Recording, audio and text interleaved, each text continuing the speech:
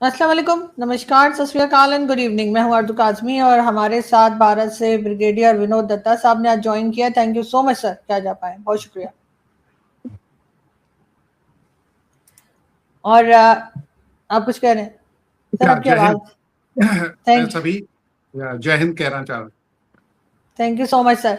Sir, बात शुरू करेंगे डोनाल्ड ट्रंप से। एक बार फिर डोनाल्ड ट्रंप कह रहे हैं कि वो बात करना चाह रहे हैं ईरान से, लेकिन ईरान तो तैयार नहीं है। क्या ये वॉर या लड़ाई जो है किस जगह रुकेगी, या सब लोग ऐसे ही भुगतते रहेंगे? देखिए, ट्रम्प साहब ने बहुत ही स्ट्रेटेजिक गलती की है, क्योंकि एक तो उनका जो विजन है वो बड़ा मायोपिक रहा, और उनके जो सलाहकार भी रहे वो भी मतलब कोई बहुत ज्यादा उनका स्टेटस और स्टेचर अमेरिकन पॉलिटिक्स में या मतलब इंटरनेशनल सियासत में उतरा नहीं है। उन्होंने इस बात की तवक्को नहीं की थी। उनको उनको ये उम्मीद थी कि साहब मैं चेंज ऑफ रिजीम, खamenei साहब का असैसिनेशन हो जाएगा, चेंज ऑफ रिजीम हो जाएगी, रजा शाह पहलवी के जो सन हैं वो उनको काबिज कर दिया जाएगा और अमेरिका वापस अपनी एंट्री वहां दर्ज कराएगा। लेकिन चीजें इसके बरखिलाफ हुई और ईरान और ज्यादा स्ट्रांग बन के आया। ईरान ने इस बात बिल्कुल साफ कर दिया था, क्योंकि देखिए अमेरिका ने सबसे बड़ी गलती ये की कि जो अयातुल्ला खमनाई साहब थे वो केवल ईरान के ही रहनुमा नहीं थे, शिया ग्रुप के। वो पूरे मतलब बैनुल अक़वामी स्तर पे या पूरे शिया समुदाय को रिप्रेजेंट करते थे। तो किसी भी रिलीजियस लीडर को आप इस तरह से एलिमिनेट करेंगे तो वो ऐसे रिलीजियस सेंटिमेंट्स उससे ट्रिगर होंगे जो कंट्रोल नहीं हो सकते, और ये जो इंस्टेंट केस है वो उसकी ज्वलंत मिसाल है। रही बात अमेरिका की, अमेरिका को ये लगा कि साहब मैं कोअर्सिव डिप्लोमेसी, कोअर्सिव फोर्स और जो मास डिस्ट्रक्शन है उसके साथ मैं ईरान के घुटने टिका दूंगा। लेकिन ईरान इस युद्ध की तैयारी मतलब ये नहीं है कि साहब पिछले जून में 25 में जब हमला हुआ था तब से कर रहा है। वो तो जब से उसके सैंक्शन लगे हैं या जब से रजा शाह पहलवी को वहां से निकाला गया है तब से ही ईरान तैयार है। ईरान जानता है कि ईरान को खुद अपने लिए एक ऐसी एक इमेज खड़ी करनी होगी और अपने आप ऐसा लड़ना होगा, क्योंकि अमेरिका कोई डिपेंडेबल अलाई नहीं है।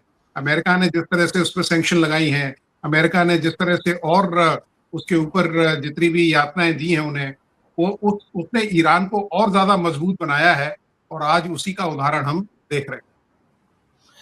सर, ईरान को सब लोग समझ तो खैर यही रहते हैं कि बहुत मजबूत नहीं है और अमेरिका का सामना नहीं कर पाएगा, लेकिन इस वक्त तो बाजी सारी की सारी ईरान के हाथ में ही नजर आती है। हालांकि डोनाल्ड ट्रंप ने ये भी कहा कि अगर उनको कुछ हो जाए तब भी ईरान को छोड़ा ना जाए। क्या एक बार फिर कह रहे, कभी कहते हैं स्ट्रेट ऑफ हॉर्मुज बंद है, हर 2 दिन के बाद कहते हैं कि स्ट्रेट ऑफ हॉर्मुज ओपन है। तो क्या इस वक्त कंट्रोल आपके ख्याल से किसके हाथ में है? देखिए, यकीनन Iran is calling the shots, क्योंकि आप ये देखिए ईरान में भी उनकी उनका ये सोच थी कि साहब जो इस्लामिक रजीम है उसको अगर चेंज कर दिया जाएगा तो ईरान उनकी उनके पाले में खड़ा हो जाएगा आके। लेकिन ईरान में भी अब जो पावर सेंटर्स हैं वो फ्रेगमेंटेड हैं, कई पावर सेंटर्स हैं। प्रेसिडेंट साहब के पास भी वहाँ इतनी पावर्स नहीं है कि वो इस तरह के डिसीजन ले सके, और अमेरिका को ये मालूम है। रही बात स्ट्रेट ऑफ हॉर्मुज की, क्योंकि ईरान कभी भी स्ट्रेट ऑफ हॉर्मुज को अपने हाथ से नहीं जाने देगा, क्योंकि आप ये देखिए आज स्ट्रेट ऑफ हॉर्मुज की वजह से ही अमेरिका के उसने घुटने टिका रखे। और आजकल आप ये देखिए, क्योंकि ये जितने भी युद्ध होते हैं या जितने भी जंगें चल रही हैं, आजकल वो कहते हैं ना कि वर्ल्ड वॉर नहीं है लेकिन वर्ल्ड इज एट वॉर। और दूसरी चीज ये है कि आजकल दो देश नहीं लड़ते हैं, इसके अंदर इतने अलायंसेस या इतने ग्रुपिंग्स आ जाती हैं। ईरान का भी जो समर्थन है वो ईरान को अमेरिका ईरान का जो समर्थन है उसमें रशिया, चाइना प्रत्यक्ष या अप्रत्यक्ष रूप से दोनों तरह से उनका साथ दे रहे हैं, क्योंकि ईरान की इतनी मतलब ताकत नहीं थी कि वो अमेरिका के सामने खड़ा हो सके। स्ट्रेट ऑफ हॉर्मुज में जिस तरह से उसने माइनिंग ऑपरेशंस किए हुए हैं, अगले 7 या 8 महीने लग जाएंगे उनको डीमाइन करने के लिए। और ज्योग्राफिकल इंपरेटिव्स जो है, ज्योग्राफिकल टेरेन है, वो ईरान को फेवर करती है, क्योंकि ईरान ने जिस तरह की टैक्टिक्स अपनाई है उसने जो उसने मतलब अपने जो रिसोर्सेस को है उस तरह जुडिशियसली उसने यूज किया है। उसका जो फ्रेगमेंटेड एप्लीकेशन है, उसने अपने जितने कमांड एंड कंट्रोल के जो एलिमेंट्स हैं उनको ऐसे ट्रेन किया हुआ है कि अगर एक दूसरे से वो मतलब आउट ऑफ कम्युनिकेशन भी हो जाए तो वो एक कंसोलिडेटेड जो लड़ाई है उसको लड़ सकते हैं। और अमेरिका को, क्योंकि उसकी जो लाइंस ऑफ कम्युनिकेशन है उनको इतना स्ट्रेच कर दिया है कि अमेरिका के लिए भी मतलब सामरिक तौर पे और मतलब इकोनॉमिक, बिकॉज उसकी जो माली हालत है अमेरिका की वो भी काफी खस्ता है और वो इस ऑपरेशन को अब सस्टेन करने में बिल्कुल समर्थ नहीं।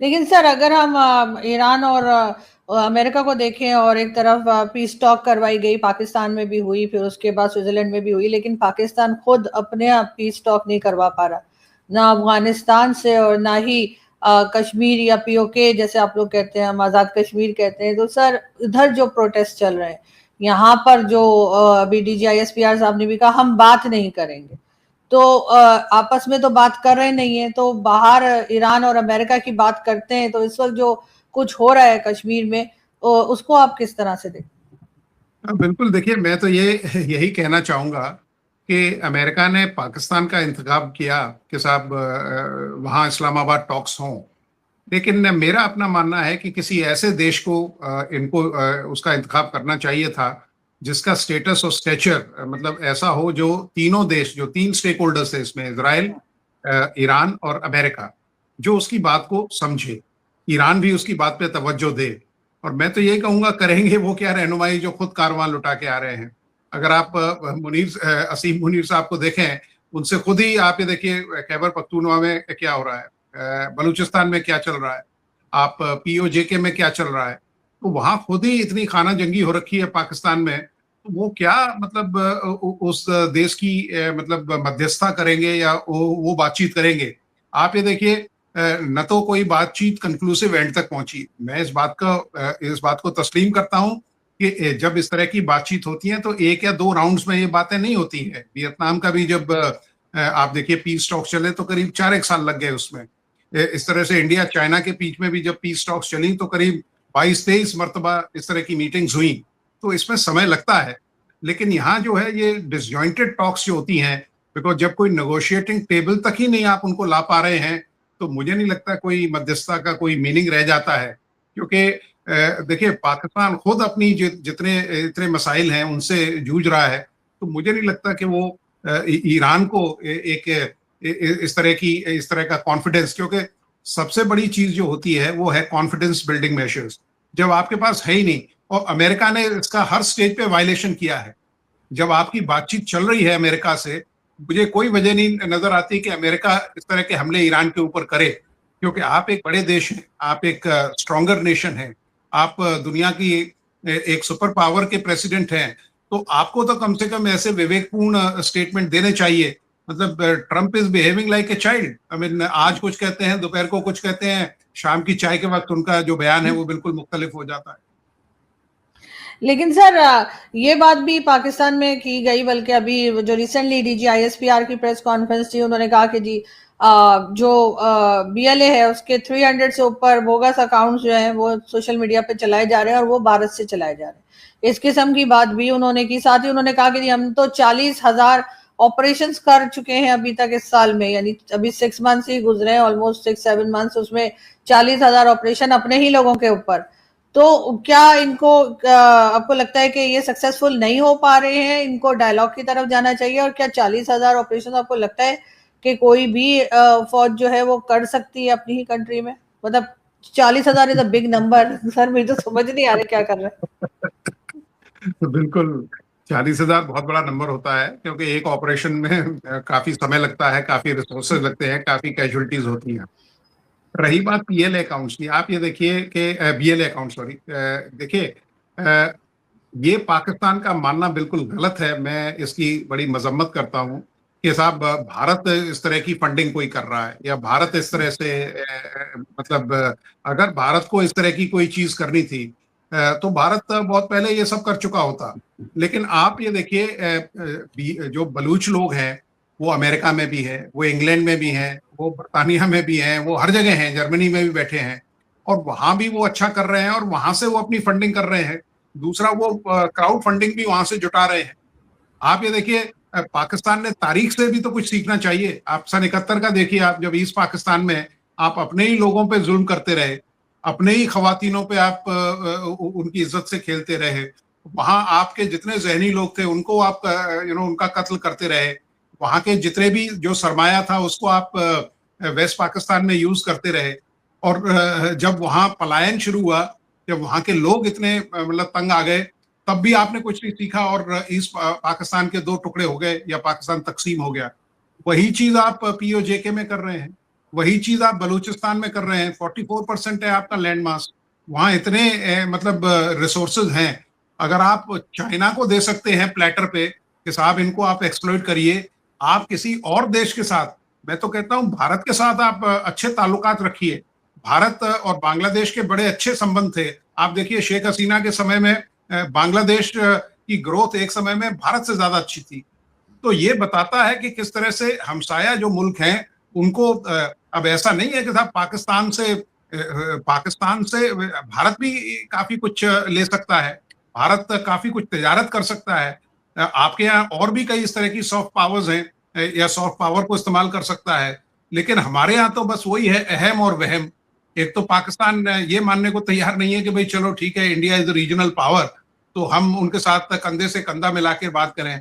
दूसरा, उनको यही वहम रहता है कि साहब भारत इस तरह की मतलब फंडिंग कर रहा है। आप ये देखिए कि भारत में इस तरह का कोई वो उनकी उम्मीद नहीं है। और अगर भारत को इस तरह की कोई मतलब इच्छा भी है या करने की भी है, तो भारत को मतलब कोई काइनेटिक ऑपरेशन करने में भी कोई गुरेज नहीं होगा। आप ये देखिए, रूस और यूक्रेन युद्ध को 5 साल हो गए, यूएस ईरान युद्ध मतलब और 7-8 महीने हो गए, लेकिन जो ऑपरेशन सिंदूर हुआ तो इंडिया ने अपना स्ट्राइक किया और इंडिया ने एक बिल्कुल माकूल समय पे उसको ऑपरेशन को सस्पेंड किया। तो ये भी एक आर्ट है, this is art of war. क्योंकि आप अगर इसको एस्केलेट करते तो दोनों ही देशों के हित में नहीं थी वो बात। और ये मैं कह रहा हूं कि ये बहुत ही, वो कहते हैं ना, दानिशमंदी वाली बात है कि आप उस कॉन्फ्लिक्ट को आपने वहीं एंड किया। और आज ये दोनों देशों के लिए है, मैसेजिंग दोनों तरफ चली गई है। पाकिस्तान भी ये नहीं चाहेगा कि कोई इस तरह का मिसएडवेंचर इंडिया में हो, और भारत ने भी ये मैसेज दे दिया है कि भारत पाकिस्तान के खिलाफ नहीं है, भारत दहशतगर्दी के खिलाफ है, भारत ये जो ड्रग कार्टल्स चल रहे हैं उनके खिलाफ है। भारत तो वहां के आवाम को, आप देखिए, जब हम अफगानिस्तान में वहां के आवाम के लिए ह्यूमैनिटेरियन ग्राउंड्स पे इतनी मदद इमदाद दे सकते हैं, तो पाकिस्तान तो बिल्कुल हमारा इमीडिएट नेबर है। लेकिन सर पाकिस्तान के जो डीजीआईएस फिर साहब की जो प्रेस कॉन्फ्रेंस थी उसमें तो उस पर भी बड़े नाराज लग रहे थे कि अफगानिस्तान भारत से क्यों बात कर रहा है। तो सर ये एकदम ये चेंज आपको जो आया है अफगानिस्तान को लेके पाकिस्तान की मिलिट्री स्टैब्लिशमेंट और गवर्नमेंट में, आपको क्या लगता है क्यों है? क्योंकि हमने तो बड़े दावे किए थे कि हमने तो उनकी गवर्नमेंट बनाई है और बहुत वहां जा जाके कावा शावा पिया जा रहा था इमरान खान के जमाने में। तो ये इतना बड़ा चेंज कि अचानक से अब हर चीज का जिम्मेदार भारत और भारत के बाद अफगानिस्तान को ठहराया जाता है, ऐसा क्यों है? देखिए, ऐसा है कि जब अमेरिका अफगानिस्तान से निकला तो पाकिस्तान का एक बड़ा अहम रोल रहा। और जैसा आपने खुद बताया कि साहब वो जो हनीमून फेज था अफगानिस्तान का और पाकिस्तान का, वो बहुत दिन, ज्यादा दिन नहीं चला, और उसके बाद जो बटरफ्लाई स्टेज थी वो भी खत्म होगी। अब आप ये देखिए, अगर आप अफगानिस्तान के बाशिंदों के खिलाफ कोई साजिश करेंगे या उनके जो गवर्नमेंट है, देखिए किसी भी किस्म की गवर्नमेंट हो, अगर आप उसके बीच कोई दखल अंदाजी करेंगे तो आजकल कोई इसको बर्दाश्त नहीं करता। रही बात अफगानिस्तान की, अफगानिस्तान और भारत के जो संबंध है वो बहुत पुराने हैं, बल्कि भारत पाकिस्तान से भी पुराने हैं अगर आप देखें। और भारत बहुत एहतराम करता है अफगानिस्तान का, और भारत ने करीब 3 बिलियन का वहां सरमाया लगाया हुआ है। आज भी भारत ह्यूमैनिटेरियन ग्राउंड्स में वहां गंदम भेज रहा है, मेडिसिन भेज रहा है, और भी 10 डेज अर्थक्वेक आया था तब भी काफी इमदाद भारत ने दी। तो ये पाकिस्तान का कहना कि साहब इंडिया उनको उकसा रहा है, ये बिल्कुल गलत है। भारत, देखिए, जब टर्की में अर्थक्वेक आया, भारत की, हालांकि टर्की और भारत के संबंध कोई बहुत ज्यादा मधुर नहीं है, लेकिन फिर भी जो पहली टीम जो गई थी वो भारत की थी। और वहां आज भी आप अगर यूट्यूब पे देखें तो जो हमारे फील्ड हॉस्पिटल्स गए थे आर्मी के, उनकी तारीफ आज भी लोग करते हैं, उनको आज भी लोग याद करते हैं। तो भारत ने तो हमेशा ये चीज अपनाई है कि साहब वो कहते हैं हमारे यहाँ तो हर प्रेयर के बाद ये कहा जाता है कि विश्व का कल्याण हो। हर प्रेयर के बाद हम ये कहते हैं कि साहब विश्व का कल्याण। तो ये इस तरह की जो हमारी सोच है वो मतलब बैनुल-अक़वामी स्तर पे मतलब हर देश को अप्रिशिएट करनी चाहिए। क्योंकि अब पाकिस्तान खुद अगर अपनी आप मुझे बताइए पाकिस्तान फौज का जब से रेडिकलाइजेशन हुआ है, एक बैटल हार्डन्ड आर्मी हुआ करती थी। एक बहुत ही उम्दा दर्जे की उसका मेयार बहुत ऊँचा हुआ करता था। लेकिन आज आप देखिए आपने रेडिकलाइज़ करके उस आर्मी का क्या हालत कर दिया। तो जहाँ टैंक परेड हुआ करती थी आज वहाँ पैंट परेड हो रही है। लोगों के मतलब पतलूनें निकाल के उनको परेड किया जा रहा है।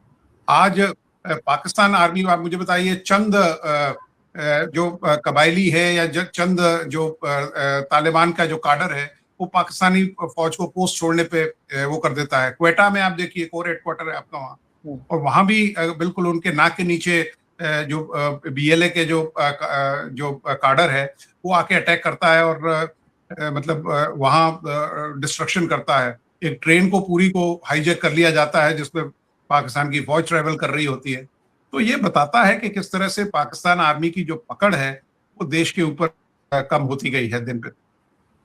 लेकिन सर वो कम तो सर होनी ही थी, क्योंकि जाहिर है अगर आर्मी हर चीज में इंटरफेयर करेगी पॉलिटिक्स के अंदर भी और जो सिविलियन गवर्नमेंट है उसके अंदर, तो पब्लिक आजकल की तो थोड़ी स्मार्ट हो गई है बिकॉज सोशल मीडिया है, इंटरनेशनल मीडिया है, वहां से देखकर अब लोग पहले जैसी सोच नहीं रखते।